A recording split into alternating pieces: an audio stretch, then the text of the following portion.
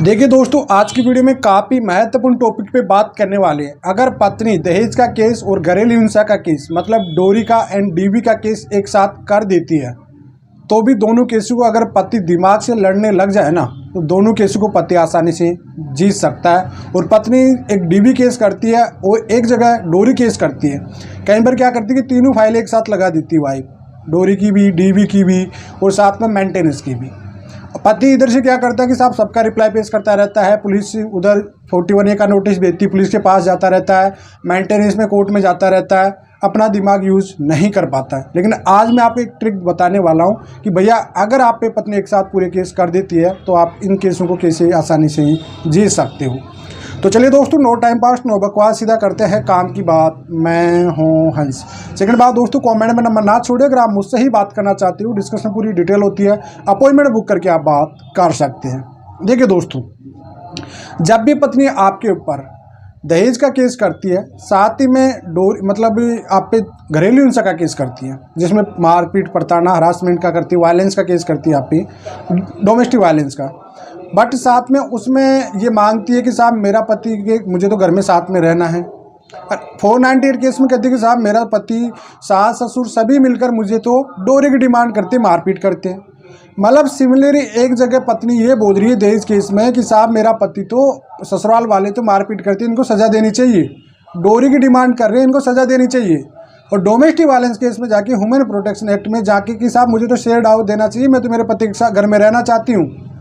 अब भैया यहाँ पे जो जवाब पेश कर रहे हो ना, आप थोड़ा सा अपना माइंड को घुमा लीजिए यहाँ पे। जी हाँ, हमारे पास भी एक ऐसा ही केस था कि अगर आप डीवी केस में रिप्लाई देते हो, कई बार कोर्ट इस चीज़ को रिप्लाई में मतलब डीवी केस में ऑर्डर भी दे देता है, और आप लोग क्या करते हैं 498 की जो FIR की कॉपी होती है, चार्जशीट चालान की कॉपी होती है, उसको अटैच नहीं करती हो। लेकिन इन सब को अटैच करना चाहिए कि श्रीमान मेरे पे जो भी आरोप प्रत्यारोप लगे हुए हैं कि भाई एक जगह तो पत्नी ये कह रही है कि साहब मुझसे डोरी की डिमांड की जा रही है और एक जगह कह रही है कि साहब मुझे तो घर में रहना है, तो ये कैसे पॉसिबल हो सकता है? जब तक एक केस, दोनों केस क्रिमिनल केस है। अब क्रिमिनल केस में आपके पास ये पावर हो जाता है कि भैया आप एक अगर क्रिमिनल केस की आपकी पत्नी तो आप 107, 116 पाबंद करा सकते हो, प्रतिबंध करा सकते हो जब तक केस रनिंग में है। क्यों? क्योंकि कोई ना कोई एविडेंस बनाने के लिए आपकी वाइफ आपके घर पे आ सकती है।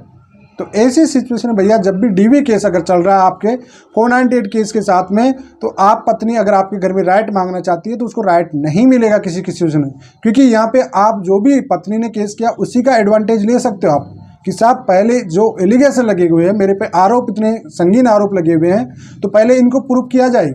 इसके आधार पे चाहे तो आप जो भी डीवी की प्रोसेसिंग चल रही है इस पर आप स्टे भी ले सकते हो, क्योंकि उस सिचुएशन में पत्नी को राइट नहीं मिलेगा घर में रहने का। ये बात आप समझ लीजिए। एंट्री मेंटेनेंस मिल सकता है पत्नी को, भरण पोषण मिल सकता है, ये बात मान सकते हैं।